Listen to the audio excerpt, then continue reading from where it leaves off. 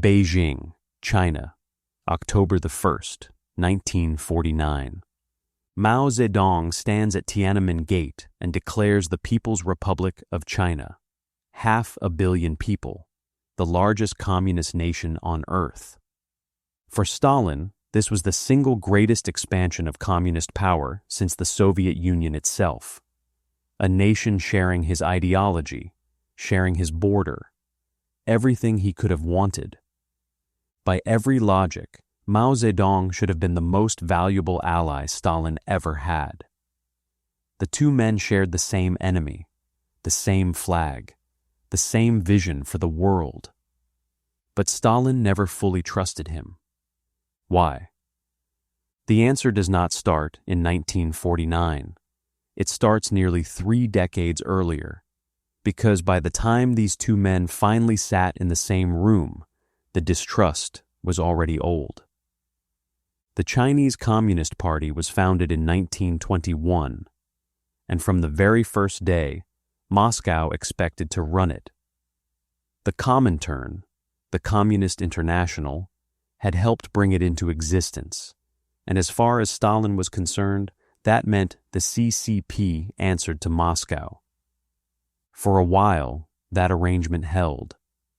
But Mao had a problem with it, and the problem was ideological. Soviet Marxist doctrine was built on the urban working class, the proletariat. That was the engine of revolution, as Marx had written it, as Lenin had applied it, and as Moscow enforced it across every communist movement it controlled. China didn't fit that model.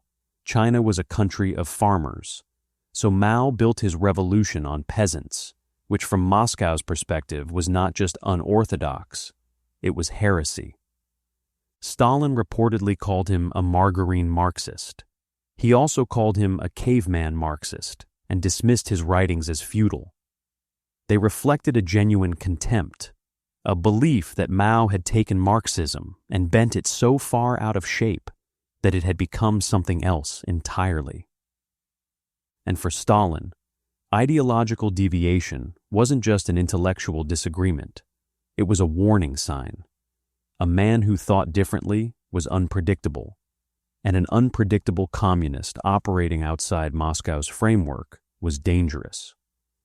That danger became very real in the winter of 1935. Between 1934 and 1935, the CCP's Red Army was driven out of its base areas in southern China by nationalist forces. What followed was the Long March, thousands of miles on foot through brutal terrain, under constant threat, hemorrhaging men at every stage. By the time the surviving forces reached the city of Zunyi in Guizhou province, the army had already lost roughly 2/3 of its strength, and the losses would continue. By the end of the march, fewer than 10% of those who set out would survive.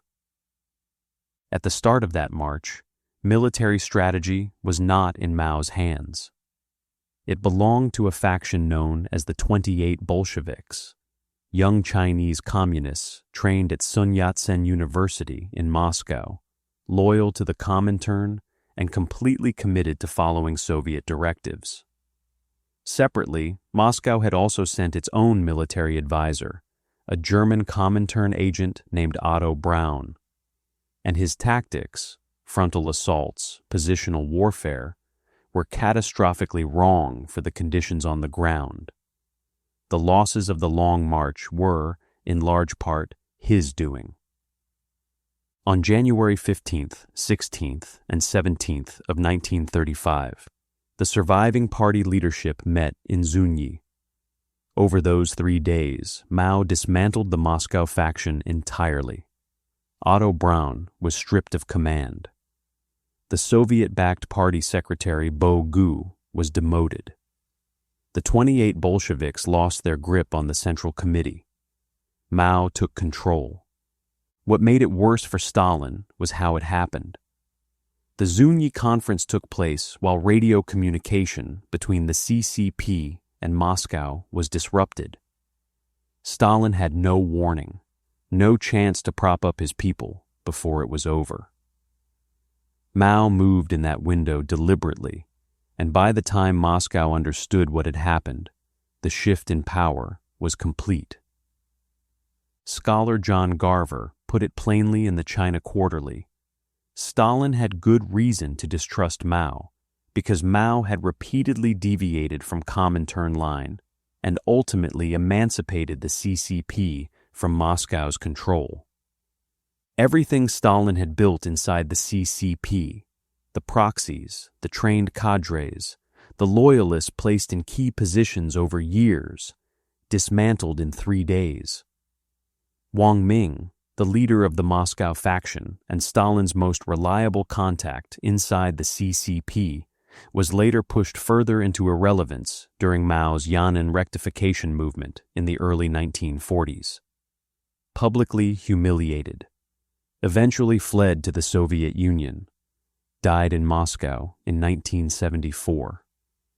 Stalin had backed Wang Ming. Mao had won anyway.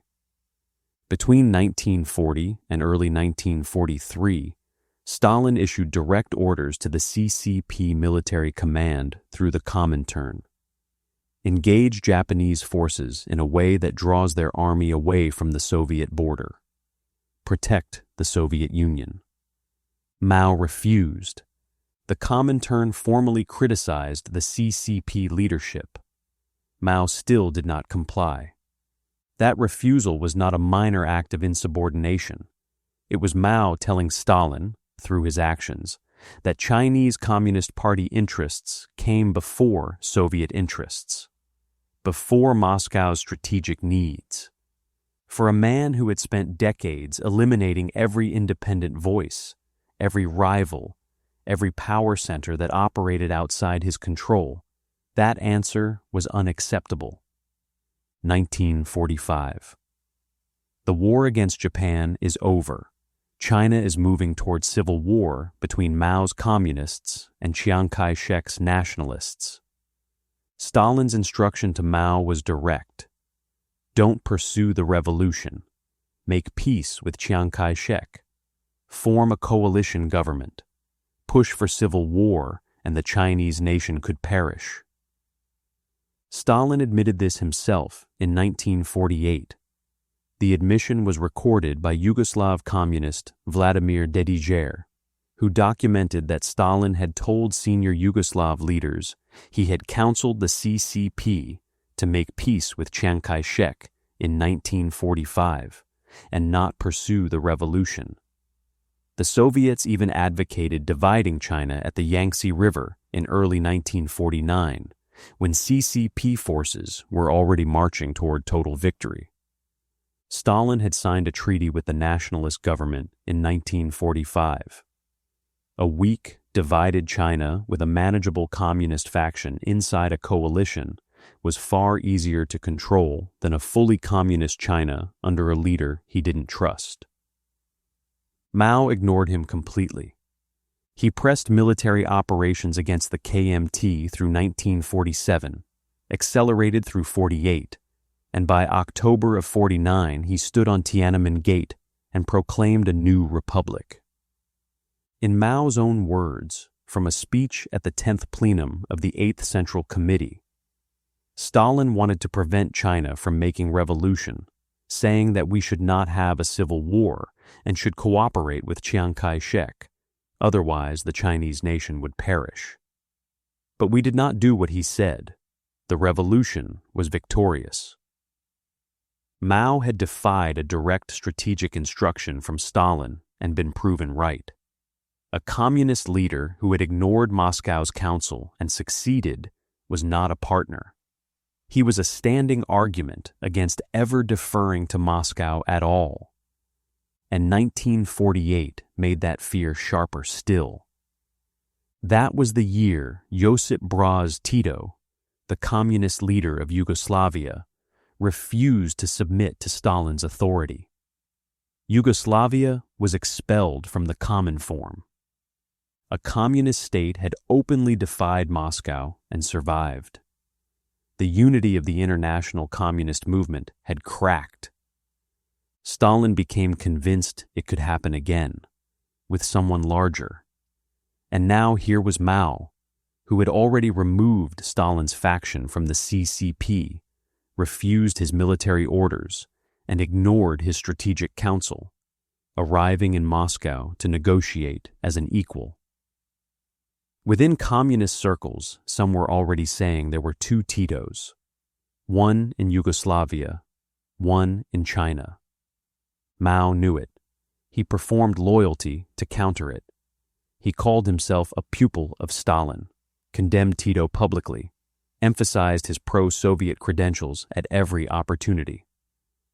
Anastas Mikoyan, who had made a secret visit to Mao's headquarters in China earlier that year, passed those assessments on to Stalin. Stalin continued to have his doubts. Years later, Mao told a Yugoslavian communist delegation, in a conversation recorded in the Wilson Center Digital Archive, that Stalin had regarded him as a half-hearted Tito. The independence, Stalin believed, was already there. The only question was how far it would go. December 1949. Mao travels to Moscow for the first time in his life. He arrives with gifts: Shandong spring onions, Jiangxi mandarins, Longjing tea, white cabbages. Having heard that Stalin liked onions, he reportedly filled an entire railway car with them. At Moscow's train station, he was met by second-tier Soviet officials, functionaries. The main reception for the Chinese delegation was not held in the Kremlin.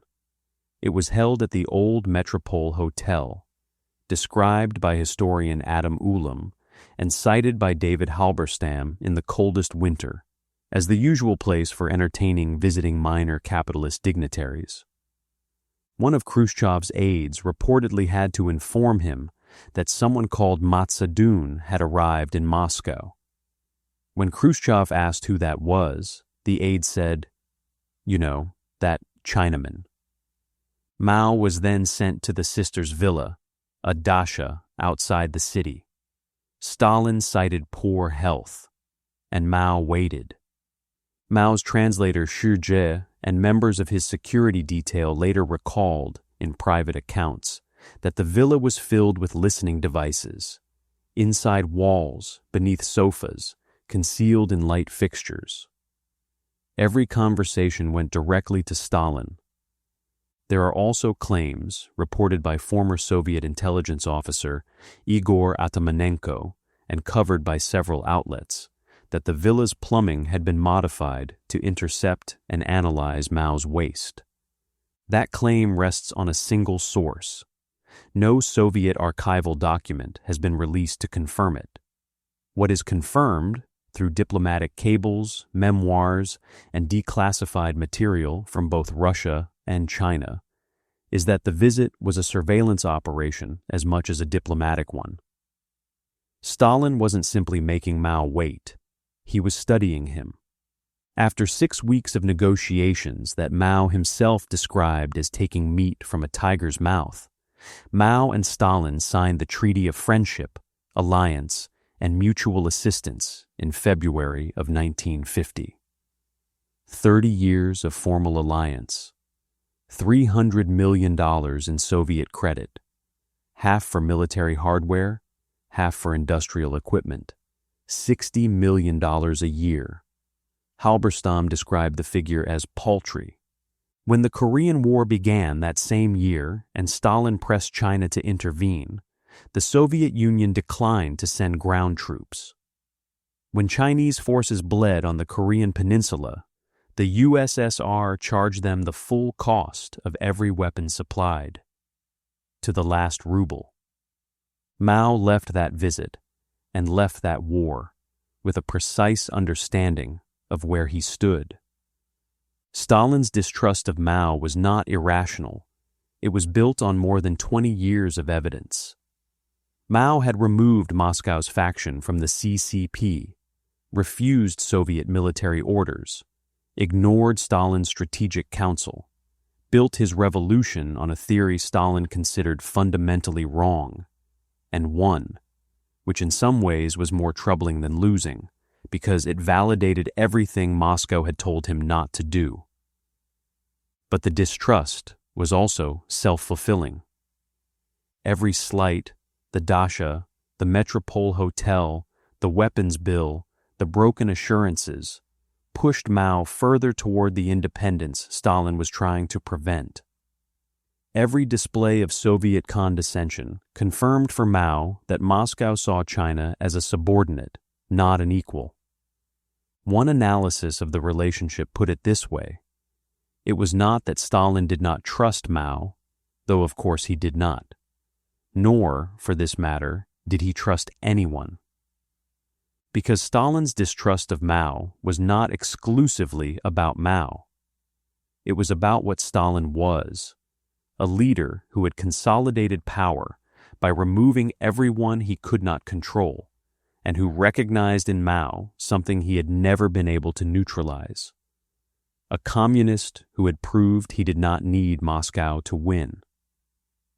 Stalin died on March 5, 1953. He never found a basis to trust him. The Sino-Soviet split, China's independent nuclear program, Mao's meeting with Richard Nixon in 1972, the very pivot away from the Soviet orbit that Stalin had spent years trying to prevent.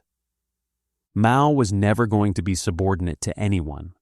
Stalin saw it coming. He simply had no way to stop it. And that failure to control, to subordinate, is as close to a human dimension as Stalin's story ever gets.